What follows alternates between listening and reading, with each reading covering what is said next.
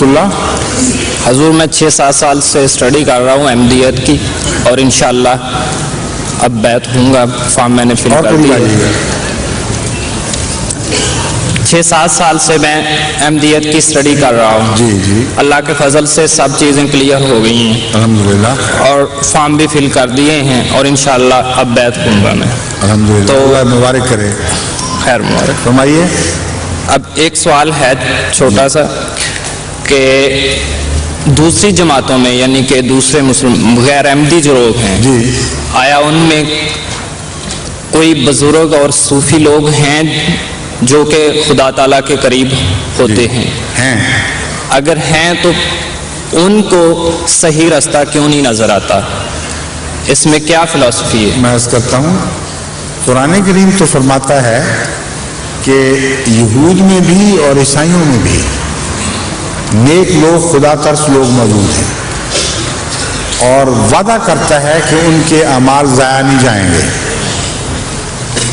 کیونکہ جو کچھ انہوں نے قبول کیا ہے دیانتداری سے عمل کر رہے ہیں، نیک اعمال اختیار کرتے ہیں، اور جزا سزا کے دن کے قائل ہیں. وہی بات جو پہلے گزر چکی ہے. اللہ تعالیٰ فرماتا ہے ان پر کوئی خوف نہیں، کوئی غم نہیں، کوئی فکر نہیں، اللہ پر ان کا اجر ہے. تو اگر یہود اور عیسائیوں میں اور دیگر اہل کتاب میں ایسے لوگ ہو سکتے ہیں تو ناممکن ہے کہ امت محمدیہ میں ان سے بہت زیادہ موجود نہ ہو. اس لیے کوئی احمدی اگر یہ طرز اختیار کرتا ہے کہ غیر احمدی فرقوں میں تمام کے تمام کلیتاً خدا سے کٹے ہوئے اور جہنمی ہیں، تو یہ جائز نہیں ہے. خدا کے نیک بندے مختلف جگہ موجود ہوتے ہیں، لیکن ان تک پیغام صحیح نہیں پہنچا ہوتا، کیونکہ شور مچانے والوں کی آواز بہت اونچی ہے اور احمدیوں کی آواز اس کے مقابلے پر بہت مدھم اور کمزور ہے. اور یک طرفہ باتیں سن کر ان بیچاروں کو پتہ ہی نہیں کہ احمدیت کیا چیز ہے. اس لیے وہ اپنے اپنے دائرہ کار میں جو اس بات کو نیکی سمجھتے ہیں وہ اختیار کرتے رہتے ہیں. نیک اور بزرگ بھی ہوتے ہیں، لیکن ایک فرق ان میں ضرور ہے. احمدیت کے بعد اب ان میں صاحب الہام اور کشوف لوگ بہت کم رہ گئے ہیں، یا نہ ہونے کے برابر، یا بالکل ختم ہو چکے ہیں. یہ جو بات ہے یہ بہت اہم ہے. جب تک مسیح موعود علیہ السلام ظاہر نہیں ہوئے، کثرت سے ان لوگوں میں الہام اور کشف کی باتیں ہوا کرتی تھیں، سچی خوابوں کے تذکرے ہوتے تھے، کتابیں موجود ہیں ان کے ذکر پر مشتمل. ہر قسم کے فرقوں میں الہام الہی کے مشرف ہونے کا ذکر ملتا تھا، سچی رویا اور کشوف کا ذکر ملتا تھا، خدا کی غیبی تائید کا ذکر ملتا تھا. اب آپ دیکھیں گے کہ یہ ساری آوازیں خاموش ہو گئی. مکے مدینے سے آپ سیاست کی باتیں جو دنیا جہان کی یا مذہب کے متعصبانہ ذکر کو تو سنیں گے، لیکن الہام اور کشوف کی کوئی بات نہیں ہوگی، بلکہ یہ لوگ رستے بند کر بیٹھے ہیں.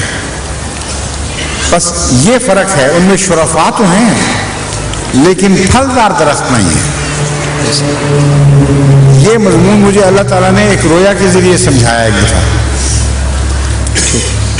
ایک احمدی نے جو عراق میں پرورش یافتہ تھا، اس نے مجھ سے لکھ کے پوچھا کہ شرفاء تو ان میں بھی ہیں، نیک لوگ ان میں بھی موجود ہیں، تو کیوں ضروری ہے کہ مسیح موت پر ایمان لایا جائے؟ اس کے تو اور بہت سے جواب تھے، لیکن اللہ تعالیٰ نے مجھے رویا میں ایک بہت ہی پرلطف جواب سکھایا. میں نے رویا میں دیکھا کہ میں کسی گھر گیا ہوں اور وہ ایک غیر احمدی کا معزز انسان کا گھر ہے، مگر مرد کی بجائے وہاں صاحب خانہ ایک عورت ہے جو نہایت شریف اور پارسا اور پاک باز عورت دکھائی دیتی ہے. اس کا میرے دل پر نیکی کا اثر پڑتا ہے، اور میں اس سے ایک سوال کہتا ہوں، میں آپ سے ایک سوال کرنا چاہتا ہوں. اس نے کہا کیا سوال ہے؟ میں نے کہا کیا کبھی خدا آپ سے ہم کلام ہوا ہے؟ کیا آپ نے سچی رویا دیکھی؟ کبھی کشف ہوئے؟ تو اس نے کہا نہیں. میں نے کہا مجھ سے تو ہوا ہے. اور میں نے تو دیکھی ہے یہ سچی رویا وغیرہ، اور خواب ختم ہو گئی. صبح اٹھ کے مجھے پتہ لگا کہ اللہ نے جواب سکھایا ہے کہ جو درخت پیوستہ ہو زمین سے، جس کی شاخیں آسمان سے باتیں کرتی ہوں، قرآن کریم فرماتا ہے کہ توتی کو لہا کل ہی میں، وہ ہر موسم میں ہر حال میں پھل دیتا ہے اور آسمان سے اسے پھل عطا ہوتے ہیں. بس جب مسیح موت تشریف لے آئے اور مہدی ظاہر ہو گئے تو اب پھلدار درخت اسلام میں یہی رہ گیا ہے. جب تک مسیح موت تشریف نہیں لائے باقی درختوں پر بھی کچھ نہ کچھ پھل لگا کرتے تھے.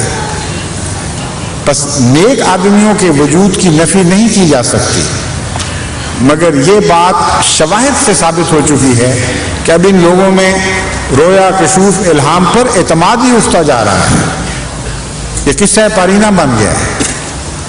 چنانچہ میرے جلسہ سالانہ کی تقریر کے بعد ایک تبصرہ شائع ہوا ہے جنگ میں یا کسی اور اخبار میں، اس نے یہ لکھا کہ دیکھو یہ کیسی پاگلوں والی باتیں کر رہا تھا. کہتا تھا احمدیوں سے اللہ تعالیٰ رویا اور کشوف کے ذریعے احمدیوں پر ظاہر ہوتا ہے، ان کو اپنی تائید کے نشان دکھاتا ہے. کہہ رہے دیکھو کیسی پاگلوں والی باتیں ہیں. میں نے کہا واقعی ان کو پاگلوں والی باتیں لگتی ہوں گی، کیونکہ ایک اندھے سے اگر آپ دوربین کی باتیں کریں اور خوردبین کی باتیں کریں تو یہی کہہ رہے ہیں پاگلوں والی باتیں کر رہے ہیں. ان کو تجربہ ہی نہیں رہا. اور دعا کا جو مضمون احمدی کو خدا نے سکھا دیا ہے، اس کی سرشت میں داخل فرما دیا، اس کی کوئی مثال کہیں دکھائی نہیں دیتی. دن رات ہم دعاؤں کی باتیں کرتے، ایک دوسرے کو دعا کے لیے کہتے، خود دعائیں کرتے، عورتیں، مرد، بچے، ہر وقت دعا کی باتیں ہو رہی ہوتی ہیں. یہ مضمون آپ کو غیر احمدیوں نظر ہی نہیں آئے گا. دم درود کا مضمون تو ہوگا کہ مجھ پہ جھاڑ پھونک کر دو، کسی فقیر کے پاس چلے گیا، کسی قبر سے مانگ لیا. لیکن دعاؤں پر جس طرح ایمان اور اعتقاد اور دعاؤں کے ساتھ جیسی وابستگی جماعت احمدیہ میں دکھائی دیتی ہے، اس کی کہیں اور کوئی مثال نہیں. یہاں تک کہ بچے بھی بڑے متاثر ہیں ان باتوں سے. میں نے ایک لطیفہ ایک دفعہ جلسے پر بھی سنایا تھا، ہمارے ایک عزیز کے ساتھ ہی ہوا تھا. وہ آپ کو سنا دوں، کافی دیر سے مجلس ذرا ہنسی نہیں ہے تو میں سنا دوں کہ احمدی بچوں پر بھی اس کا کتنا اثر ہے. ایک میاں بیوی ایسے ہیں، ان کا نام نہیں بتانا، جن میں ان دنوں میں، اب تو خدا کے فضل سے بہت اچھے تعلقات ہیں، ان دنوں میں بیوی ذرا زیادہ متشدد تھی اور غالب تھی، اور میاں صاحب کبھی کبھی بیوقوفی والی باتیں کر دیا کرتے تھے تو مجلس میں بیوی شرمندہ ہو کر اسے بڑی سخت نظر سے دیکھا کرتی تھی. تو ایک ایسا ہی واقعہ ہوا، ایک بچہ جو موجود تھا اس نے مجھے سنایا کہ مجلس لگی ہوئی تھی، ان کے میاں نے کوئی ایسی بات کر دی جس سے بیوی شرمندہ ہو گئی، اور اس نے ایسی تیز نظر سے اس کو دیکھا کہ ساری مجلس سہم گئی، اور 2-3 منٹ تک کوئی نہیں بولا. تو ان کی گود میں جو، اس ماں کی گود میں جو بچی بیٹھی ہوئی تھی، اس نے سر اٹھا کے کہا امی دعا ہو رہی ہے. اچانک خاموش ہو.